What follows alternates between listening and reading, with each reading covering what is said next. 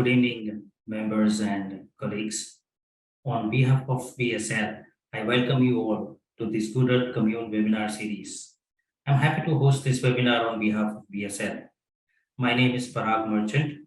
I've had the opportunity to be in the garment industry for more than 2 decades, of which 12 years or more have been in global sourcing. My keen interest in sustainability has me constantly learning this subject and getting certifications. On this series, esteemed people like Ruchita Chabra, Karun Tyagi, and others have given us knowledge on varied aspects of sustainability. Sustainability is our common future. It has been said, we are the first generation of human race to feel the effect of climate change and the last generation to do something about it. This is the decisive decade of 2020, 2030, and we are the people to lead it. The Brundtland Report profoundly describes, and I quote, our development must meet the needs of the present without compromising the ability of future generations to meet their own needs, unquote. I think we owe that much at least to our next generations. With these few sentences, I would like to begin today's Good Earth webinar series by introducing our speakers for the day. We have Ms. Nisha Menezes and Mr. Sriram who will be speaking to us today. Nisha Menezes has been in the service industry for over 18 years across India and Southeast Asia. She's a banker turned sustainability expert and has worked at Stanchart, Citibank, Julius Baer, and Grab over the years. Today, as director at PwC, she leads the ESG strategy practice across South and East India. She helps clients with when, how, and where to integrate ESG strategy in their organizations. From creating good governance to implementing best practices on decarbonization, water and waste efficiencies, to ESG reporting and ratings. Nisha has been working with various clients across India. Nisha will be guiding us on demystifying ESG. We have Mr. Sriram of Smarta Dharma. His organization facilitates the sustainability journey relating to building and infrastructure. Sriram has worked on technology in the USA and in India. He's worked on policy level implementation solutions with the government of Karnataka and Andhra Pradesh. Sriram is a TEDx speaker and an Ashoka Fellow. Sriram will tell us about the strands of sustainability for future readiness. So, with the ground set for today's session, let us first learn from Nisha about how we demystify ESG and then go over to Sriram, who will tell us about the future for sustainability. So yes, so today's topic is ESG, and can you see my screen? Yes, can everybody clear. see my screen? All right, so I think everybody has been hearing this word ESG a lot over the last, say, 1.5 years. And what I am going to attempt to do in the next, say, 20 to 30 minutes is basically run you through what is ESG, what does it really mean, and how it is that you can approach it to integrate ESG across your organizations. So we will have a Q&A session at the end of it. So if you have any questions, then feel free to ask me at that time. So what is ESG? So ESG has 3 pillars: the environmental pillar, the social pillar, and the governance pillar. Now, the environmental pillar per se is split into, the 5 topics that you see around here, which is around climate change, natural resources, environmental opportunities, biodiversity, and pollution and waste. The social pillar touches upon everything that is linked to people. Now, this could be people within your organization. It could be people that support you in doing business. And it could be your clients as well as, public at large. So the larger community per se. So everything that would impact, or there are opportunities in which an organization can make a positive change or a positive impact, primarily comes under the social pillar.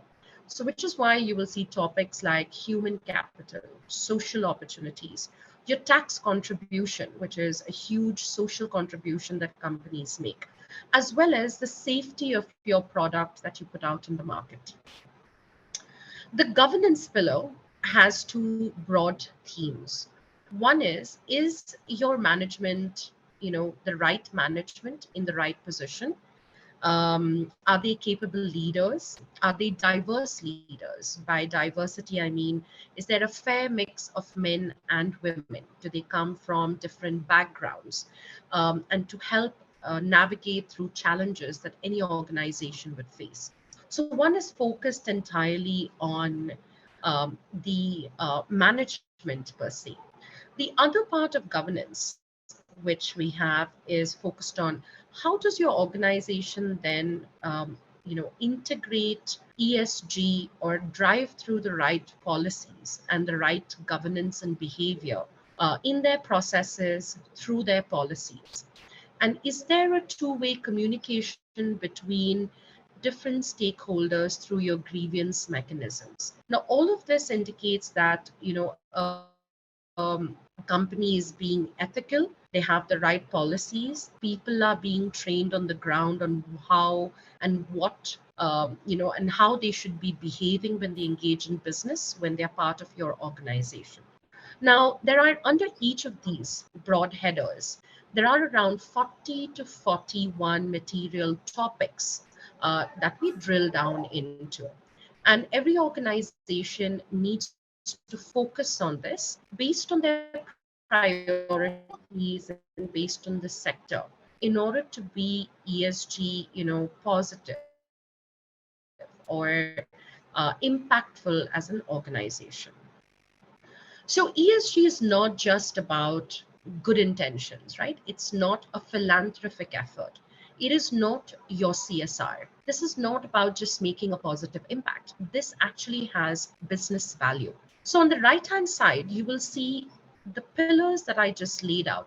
What does it really mean when it comes to your organization? So when you look at the workplace, you will see it's a lot to do with your social pillar. So it'll be about your talent attraction. How do you train them? How do you retain them? What is the diversity and inclusion programs you have? That means, do you have maternity leave as well as paternity leave? Is your workplace a safe place for them to work? When you look at the community, you will see that, is human rights being done correctly? Are you all advocates of human rights in your organization?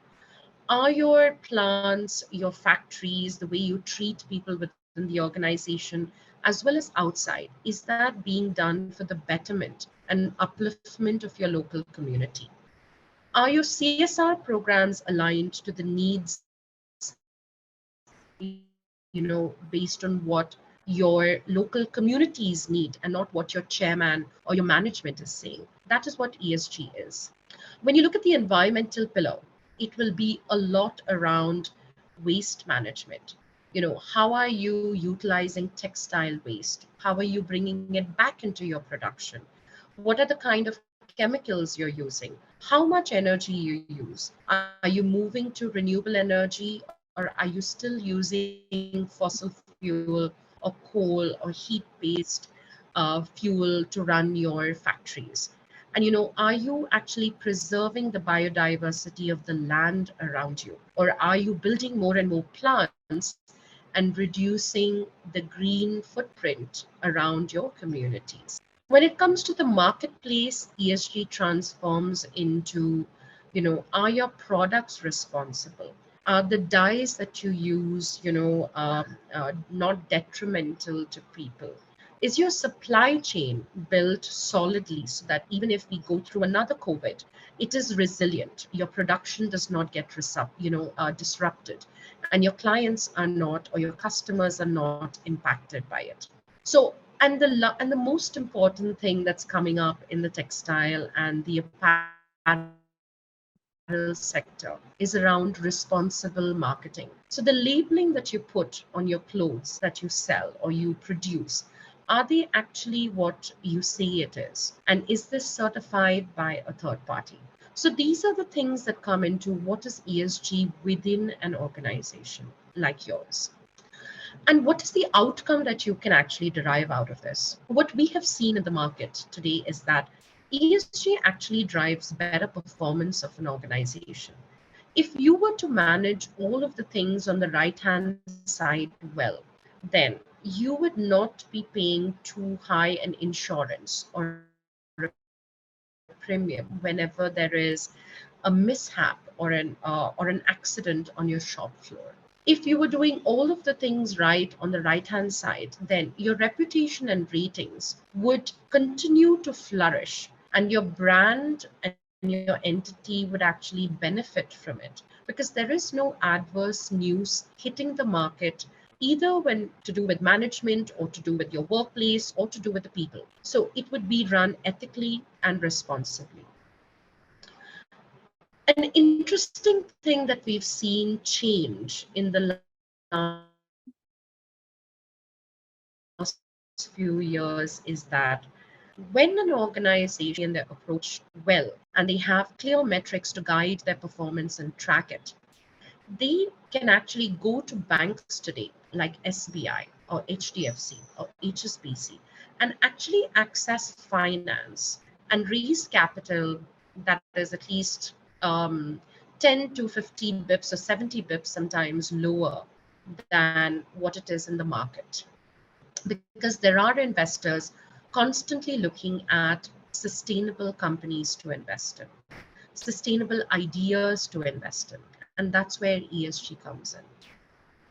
We have also noticed that it increases business opportunities. And by business opportunities, it would mean that, it's linked to your innovation. It's linked to you looking at different raw materials basically to come out with different kind of textiles.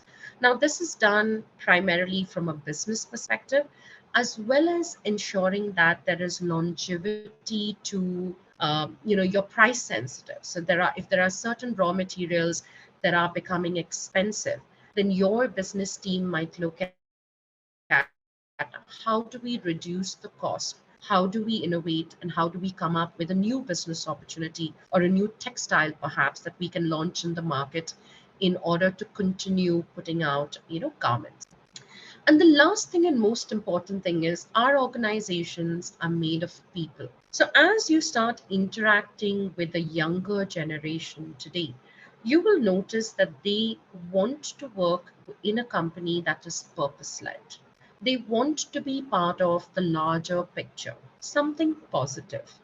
And word of mouth actually helps build your brand, as well as attract the right kind of talent in your organization. So we have noticed that when you focus on everything that is on the right hand side of this chart, there are these things, these five factors on the left hand side that starts to fall in place. And these are your outcomes.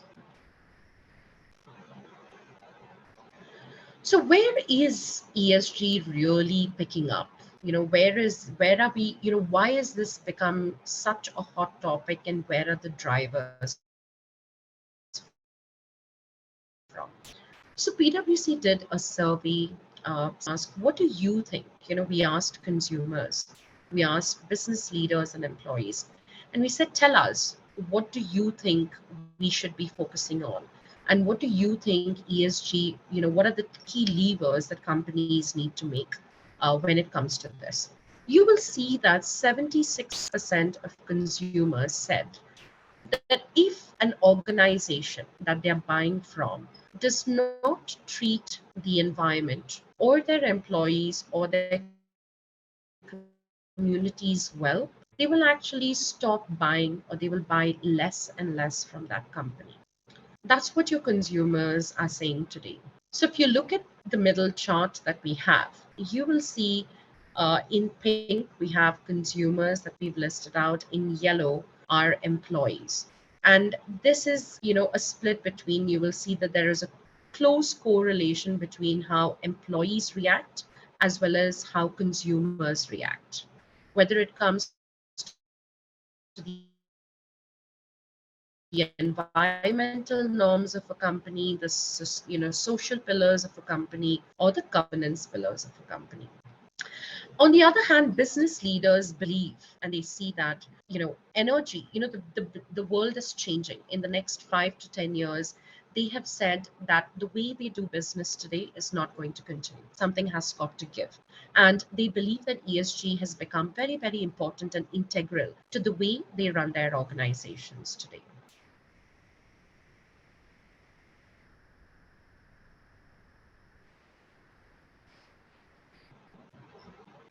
So, at the back, how does it translate in your company? How does it impact your different people who actually are business drivers or decision makers in your company? We've noticed that a lot of companies in your sector have started to take action. So, if you look at it, a lot of the action in the textile and the apparel sector has been focused around energy, how to move towards renewable energy. In India, we have made a commitment to basically be net zero by 2070. So you will see a lot of the organizations here, and we work with a lot of them. They've started to adopt net zero goals. They've started to look at, carbon neutral goals, which is 100% renewable energy goals. And they're building their plans to transition into that. The other area that we've noticed a lot of companies make a difference today and make commitments is around their water footprint. Water is very, very essential for the garments that we actually put out. So India is a high, you could say, water stress or country in that sense. So companies have started to really look at their water risks around the plants that they have. They've tried to see what can be and how is it that they can save water. So efficiencies around water have has become one of the key plans that they implement. They've started to look at how can they recycle any water waste rather than putting it out. Yes, there are zero liquid discharge plants everywhere, but the idea is that how do you then use that water back into your facilities, whether it's maintaining your gardens, whether it is putting it back into your system through reverse osmosis. These are things that companies are spending more and more on. And the third thing that you would see that'll start picking up and has started to gather steam is around doing a water risk assessment. So companies have started to look at these are the plants, but where is it that groundwater and fresh water has become hard for me to get? And is it going to become impossible in the next 5 to 10 years for me to continue getting the water supply I need? And they have started to push governments to look at recycling water, setting up recycling facilities so that their water access is not cut off in the long run. So these are plans that companies have started to do. But you can do this only once you've done a risk assessment of your water footprint. The other important area that has come up is circularity. So you see a lot of companies, for example, H&M has made a commitment that they will use 100% sustainably sourced materials. Now, these are certified materials, they could be reused materials, they could be recycled materials. So the idea is that, garments today are thrown, they go to landfill mostly. So how is it that we can recover that? Is there any reuse for that? And how can we put it back into production? So a lot of companies, a lot of brands across in India, overseas, have started to make these commitments. You will also see that there are a lot of funding that goes in to support this because this is an entire value chain that needs to change. So there are investments coming up to improve tracking of your supply chain, to understand what are the challenges if some of your suppliers need to move to renewable energy. Is there a way that you can give them financing for it? What can you do with agricultural crop, from where your raw materials itself start? So there is an entire value chain intervention that is also happening, to support this. So when you look at this, at the end of the day, when an organization actually looks at ESG and puts out their performance and puts out, what they look at, they are rated by external agencies. And those external agencies, we've listed a few of them. Some of them are called Sustainalytics or S&P Global or Bloomberg. And this data on companies or on brands is actually evaluated by investors. So they look at a company and say, is a brand or an organization, how are they approaching ESG? What has their performance been for the past few years? If I were to increase my funding to them, am I going to be exposed to environmental risk or any social risk, or will I actually get a good value for the investment that I make? So there's been a lot of these reading agencies blooming up, and you will see that in India, SEBI has also started to look at rating agencies, specifically to see whether the data that companies put out are good. Now, the consumers of this data are primarily investors. They are the ones, the analysts that will crunch in the numbers and say, this is the value of loans or investments we need to make. This is your risk exposure. This is the interest rate at rate at which we need to give this to a company. Now, this is not only for the textile sector, right? This is across sectors. And there are companies that actually say if a company is doing very well, we will actually support innovation there because they've been seen to be ESG leaders. So you will see a lot of investments, a lot of companies coming together in order to build these traceability solutions or efficiency monitoring solutions so that different players in the market can come together and support it. So we see this happening at every leg or every, the whole value stream or the business chain around textile as well as apparels. And then you have the regulators. So the regulators are the ones building norms. You would have seen EU come up with greenwashing norms because there's been a lot of hue and cry by consumers saying there are so many labels, we don't know if it's true. A lot of companies have gotten fined by it as well. So there are regulators in India as well as overseas who've started looking at what are the standardization that we can bring about. How do we ensure that there is transparency, there is accuracy in the data that's put out, and there is liability as well. There's some sort of ownership as well that companies can take. So when you look at this, this is the 360-degree, interaction of ESG across the textile and apparel sector. But as this investment is growing, what we have noticed is that we need $30 billion in order to attain ESG targets. And if you look at where this money really needs to go and support ESG in your sector, in this sector, it is primarily to reduce GHG emission. To address climate change, organizations need to focus on their carbon emissions and reducing their footprint. If you look at it here, basically the yarn to garment chain, that's the place where the emissions is the highest. And while some companies who are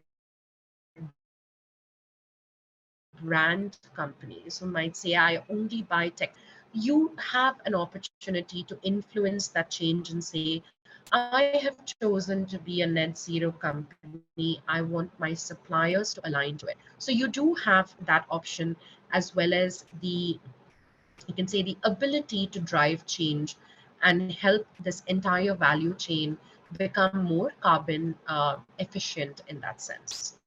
And the other area where investments is really required is in reducing the water footprint across the value stream. As you can see, upstream production of garments actually takes 68% water intensive compared to brand operations and usage of, and end use of garments in that sense.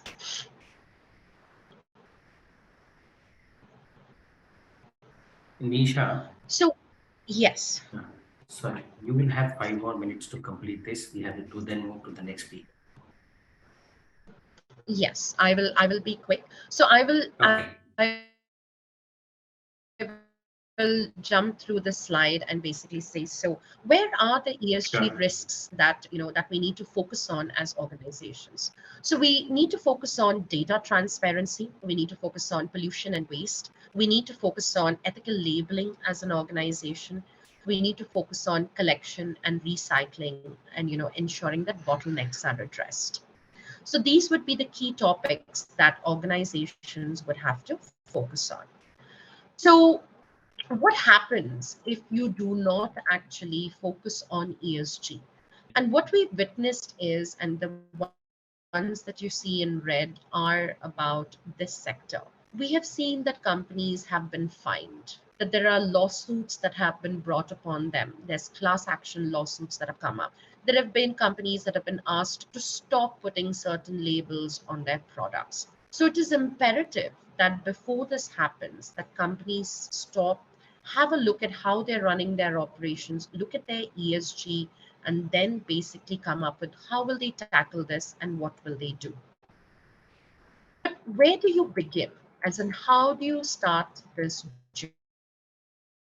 journey? Or if you have started this journey, what are things that you can do? Organizations, whether you are far ahead in the ESG journey or you're starting off, there are three things that you have to consistently do as an organization. One is you need to plan. You need to understand what is your market that you're working in today, what are your competitors doing, what are the targets that you want to set up, and how and who is going to achieve it. Once you've done this planning, the next part is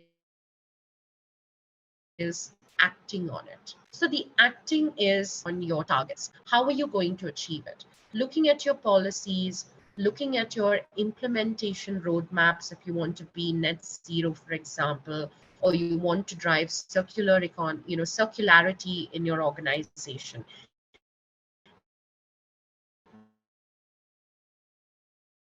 These are long-term journeys that a company would need to take or to your organization. These are long-term journeys that a company would need to take. And the most important thing is, once you've done this planning, the next part is acting on it. And once you're planned and once you're acting, you need to start communicating.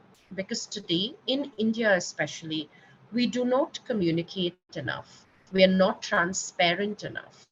So it is important that you put this information out on what you're doing on your websites, you communicate it to your investors, you communicate it via annual reports, and through your certifications of the garments or the textiles that you put out, because that is important. It will give you business value, it'll as well as help you drive better business opportunities. And one thing while you're doing this, as you continue on ESG journey, would be is stay relevant. Keep a lookout for the changing regulations that are coming, because there are a lot of regulations that are being mandated, not only in India. There are mandates that are coming up in the EU as well as the US. For example, just in this year, there has been increased scrutiny on human rights. There will be a lot more human right audits that will happen on Indian companies, no matter which sector they are. There will be a lot of questions around your environmental targets and your performance. And this is happening through external, the US